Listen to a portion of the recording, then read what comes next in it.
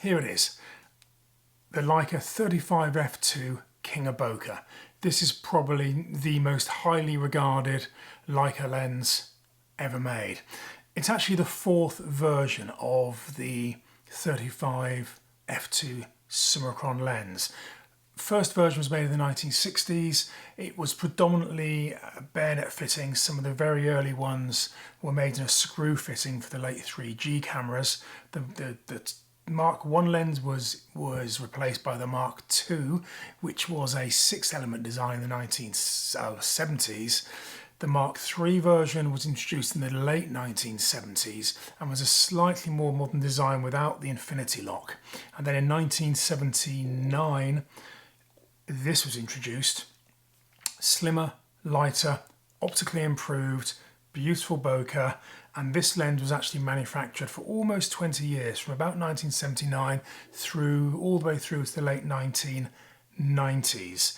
There are one or two variants, most notable being that the later 35 f2 Summicrons Type 4 were made in Germany. They were mostly made in Canada through the 80s and the early 90s. Once this lens was discontinued, it was replaced by the 35 f2 Aspheric. Now the 35 f2 Aspheric, it is a sharper lens, but it is also heavier and it is bulkier. This is a really tiny lens, and if street photography is your thing, these work so well on really any M camera. The Aspheric, heavier, bulkier. Yes, it's sharper. Some people don't like the sterility of the very modern Aspherics. It's not a debate I'm going to get into. I mean, my advice if you're looking at these lenses, definitely try this version. Maybe even try the Mark II or the Mark III version from the 1970s and try the Aspheric and just see which you prefer. You may love the absolute sharpness of the current Aspheric lenses. A lot of people prefer these. You may even prefer the earlier versions. You won't easily find the Mark I version, the oldest Mark I version. Now they've become very collectible and very expensive. So if you're looking for one of these on the second-hand market, what do you need to look out for? Three things: cosmetics, optics, mechanics. First of all, look at the cosmetics. That really is fairly obvious. Just make sure it's in clean condition.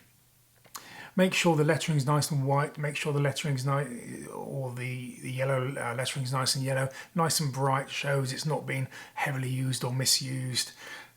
Look at the mount. Make sure there isn't an excessive amount of wear on the mount. Look at the front of the lens and just make sure there's no dings or dents or no metal showing through there. A little bit of wear, obviously not a problem, and really should be expected of something of this age, but you just don't want something that's been heavily used. Look at the mechanics. Now, just gently turn the lens and just make sure that it's moving smoothly. If there are tight spots or loose spots, that's a sign it could need servicing. It's also a sign it might have been dropped. So be very careful if the focusing feels tight and then loose. That should send up red flags. Be very careful if you feel tightness in the focusing like that. If it's tight all the way through, that just might mean that it needs servicing, which might not be the end of the world. Just make sure the aperture is moving and opening and closing as it should be. You can see it's opening and closing. It isn't overly tight, it isn't overly loose. One of my criticisms of this particular lens is that the aperture mechanism feels a bit wishy-washy. It isn't particularly Leica-like. It isn't particularly, the stops aren't particularly decisive. But that's just how they're built. They're very reliable, they work, so what more can you say? So make sure it's working mechanically.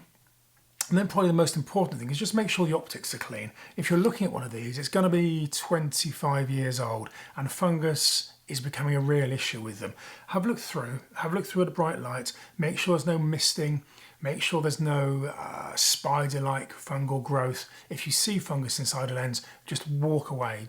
Don't get involved, it isn't worth the hassle. You can send them away, you can get them stripped down, you can get them cleaned, but it's a very expensive process, and even once the fungus has gone, the fungus itself would have left marks in the coating, So when you look through, it still looks like the fungus is there. It's a nightmare. Leave anything alone with any optical fault. If there's a little bit of scratching on the front, a little bit of scratching on the back, that might not be too much of an issue, because often the scratches don't make a difference, particularly if they're on the front. If you do see scratches on the back, be a lot more cautious. Obviously, test on a camera just to make sure that you're happy that it is performing as it should be.